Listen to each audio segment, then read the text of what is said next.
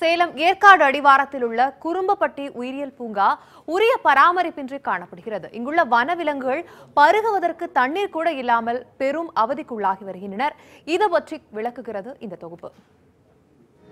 சேலம் மாவட்டத்திற்கு என பல்வேறு சிறப்புகள் உள்ளன. இதில் ஏற்காடு சுற்றுலா தலம் அமைந்திருப்பது தனிச்சிறப்பு. ஏற்காடு செல்ல முடியாதவர்கள் அதிகம் நாடும் இடம் ஏற்காடு மலையடிவாரத்தில் அமைந்துள்ள குறும்பப்பட்டி உயிரியல் பூங்கா. ஒரு காலத்தில் மிகச்சிறப்பு வாய்ந்த உயிரியல் பூங்காவாக திகழ்ந்த இந்த பூங்கா தற்போது அதன் பொலிவை இழந்து நிற்பது சுற்றுலா பயணிகளிடையே அதிருப்தியை ஏற்படுத்தியுள்ளது. எதுவுமே சொல்றதுக்கு இல்லை, ரொம்ப மோசமாக இருக்குது.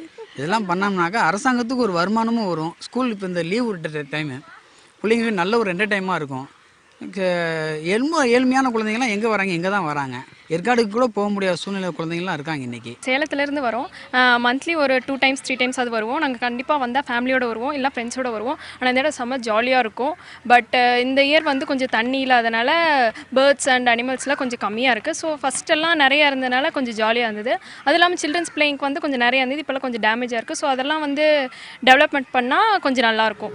வனத்துறையினரின் கட்டுப்பாட்டில் உள்ள இந்த பூங்கா ஆரம்பத்தில் சிறிய அளவில் தொடங்கப்பட்டது.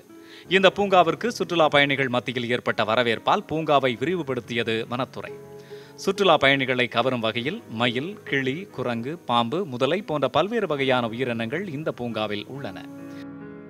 இவை தவிர யானை, மான், காட்டெருமை போன்ற வனவிலங்குகளும் உயிரியல் பூங்காவில் உள்ளதால் நெடுந்தொலைவு சென்று காண முடியாத விலங்குகளை கூட இந்த உயிரியல் பூங்காவில் பார்த்து கண்டுகளிக்கும் வாய்ப்பு உள்ளது. சுற்றுவட்டார மக்கள் இந்த பூங்காவிற்கு குடும்பத்தோடு வந்து இயற்கை அழகை ரசித்துவிட்டு நாள் முழுவதும் இங்கே பொழுதை கழித்துவிட்டு செல்வது வழக்கம். இந்த நிலையில் தற்போது நிலவும் கடும் வறட்சியான சூழ்நிலையில் பூங்காவில் உள்ள பெரிய பெரிய மரங்கள் காய்ந்து பசுமை குறைந்து வருகிறது. இதனால் பூங்கா மெல்ல மெல்ல தனது பொலிவை இழந்து வருகிறது. பூங்காவில் உள்ள உயிரினங்களை பராமரிக்க முடியாததால் மயில், புறா, குரங்கு மற்றும் பறவையினங்கள் குறைந்த அளவே காணப்படுகின்றன. குறும்படி நல்லா என்ஜாயான ஏரியா தான் சார். நல்லா இங்கே நல்லா அனிமல்ஸ்லாம் நிறையா இருக்குது. இப்போ வந்து குறைஞ்சிருச்சு.